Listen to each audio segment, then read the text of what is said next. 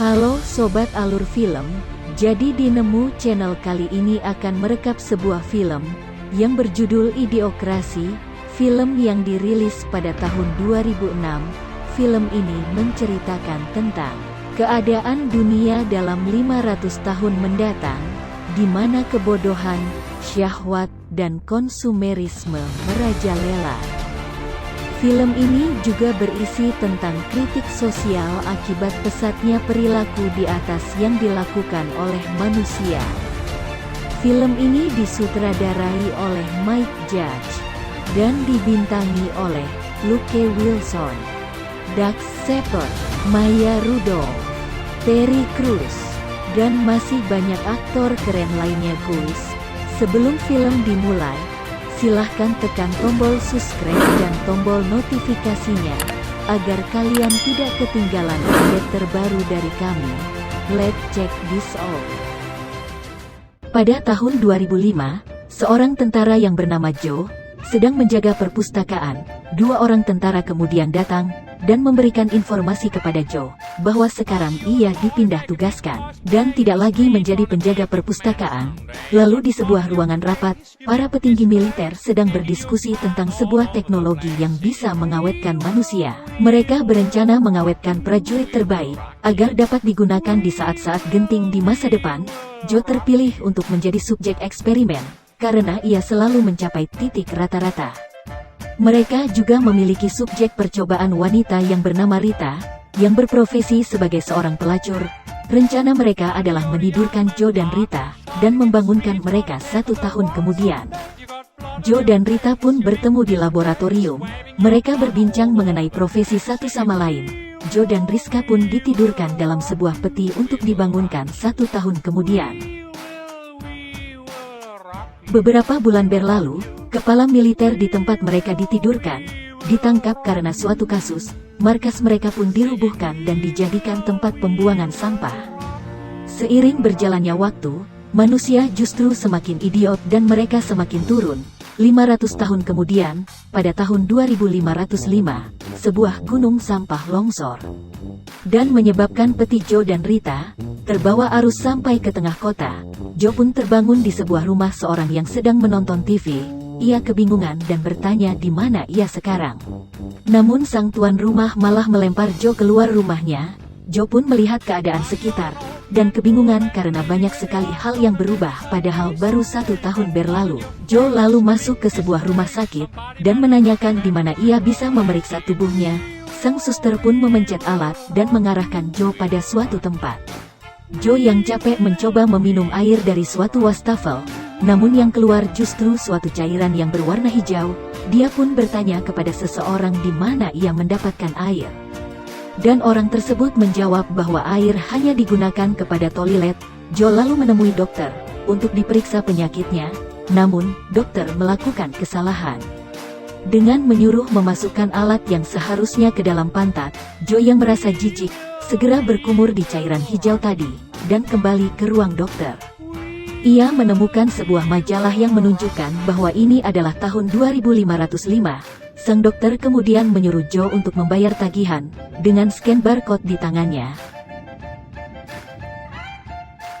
Ia pun membuka jendela dan melihat suasana di luar yang sangat berbeda. Ini Joe benar-benar sadar bahwa ia tidak tertidur 1 tahun, melainkan 500 tahun, dan manusia justru semakin idiot di masa sekarang. Joe yang kebingungan kemudian melarikan diri dari rumah sakit tersebut.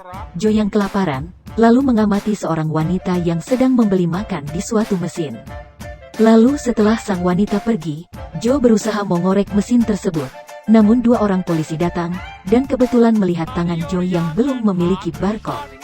Polisi kemudian membawa Joe secara paksa karena tidak membayar tagihan di rumah sakit dan tidak memiliki barcode di lengannya.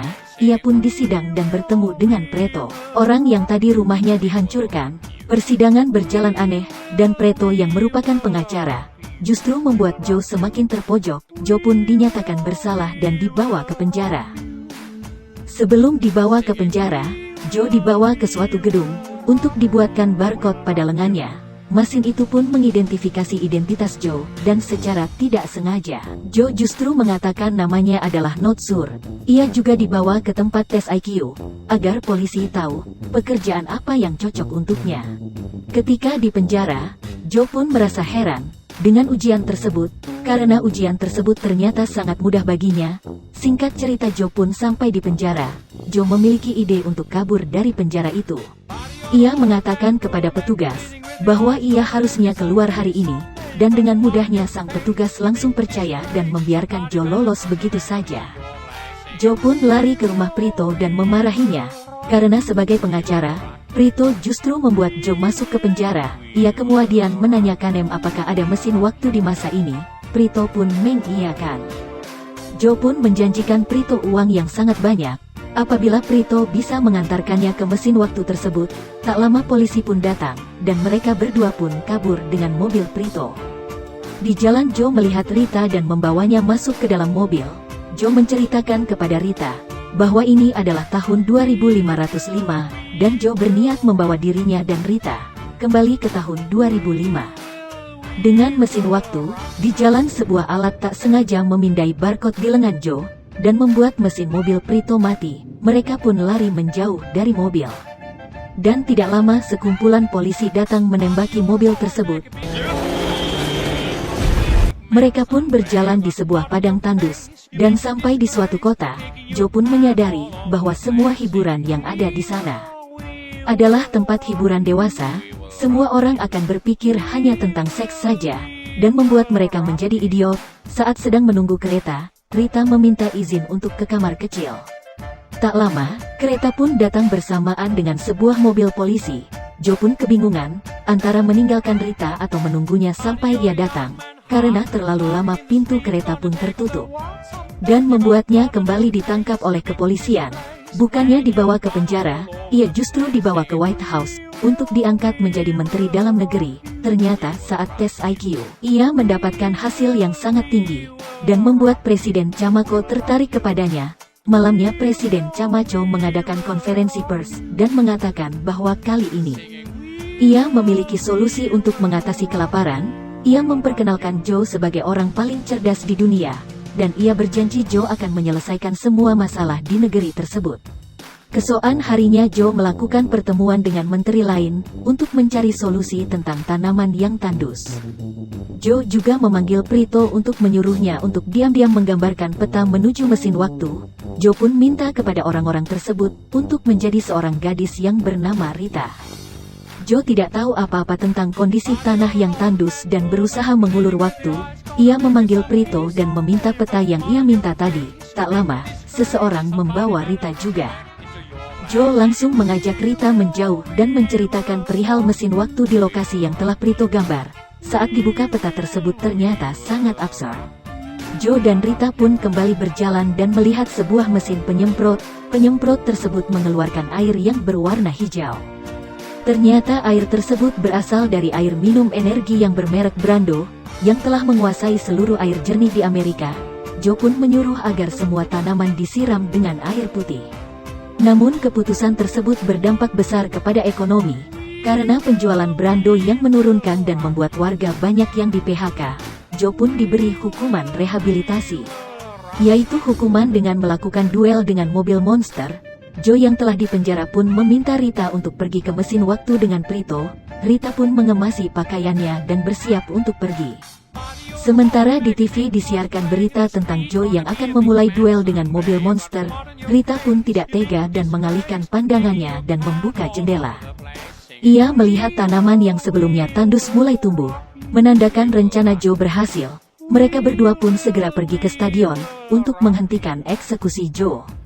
Rita memberitahukan Presiden Camacho bahwa tanaman yang telah siram air telah tumbuh dan Presiden harus menghentikan pertandingan ini. Joe yang sedang tarung berhasil mengelabui dua mobil yang membuat kedua mobil tersebut saling bertabrakan. Namun tiba-tiba seseorang keluar dari reruntuhan dan menyerang dengan sebuah flamethrower. Rita menurut Prito dan salah satu kameramen stadion untuk pergi ke perkebunan dan merekam tanaman yang telah tumbuh, sementara dirinya akan pergi ke ruangan kontrol kamera agar bisa menyiarkan rekaman ketika Prito dan kameramen sampai di perkebunan. sementara Joe di dalam arena terus serang oleh flamethrower. Singkat cerita, Prito dan kameramen setelah sampai di perkebunan, mereka melihat sebuah tempat hiburan dewasa, dan membuat mereka lupa akan tugas mereka. Joe yang masih berusaha menyelamatkan diri melihat sebuah mic, dan berusaha menyadarkan semua orang, bahwa ide tentang menyiram tanaman dengan air adalah hal yang benar, namun mereka harus lebih bersabar menunggu hasilnya. Namun ternyata ucapan Joe sia-sia, mereka semua tak mengerti sama sekali apa yang Joe katakan. Prito dan kameramen telah keluar dari tempat tersebut, dan tanpa sengaja Prito melihat tulisan rehabilitasi, mengingatkannya bahwa tujuan yang kesini adalah merekam tanaman yang telah berhasil tumbuh. Presiden Camacho pun menyelamatkan Joe dan mengumumkan bahwa Joe telah dibebaskan dari hukumannya. Malam itu Presiden menggelar pesta untuk merayakan keberhasilan tumbuhnya tanaman.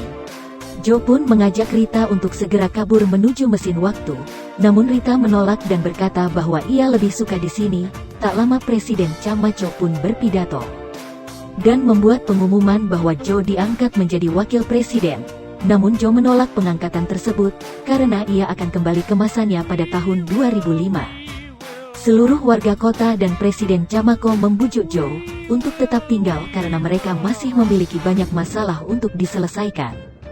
Joe pun setuju untuk tetap tinggal sebagai wakil presiden Amerika. Malam itu juga Prito mengantarkan Joe dan Rita untuk sekedar melihat mesin waktu. Ternyata mesin waktu yang sedari awal dibicarakan adalah sebuah wahana bermain, bukan sebuah alat untuk membuat seseorang ke masa lalu. Tak lama menjabat sebagai wakil presiden, Joe pun diangkat menjadi presiden. Joe pun berjanji akan membuat peradaban menjadi maju seperti Amerika di masa lalu. Joe dan Rita pun menikah dan melahirkan 3 anak paling cerdas di dunia. Sementara Prito menikah dengan 8 istrinya, dan memiliki 23 anak terbodoh di dunia, dan film pun berakhir.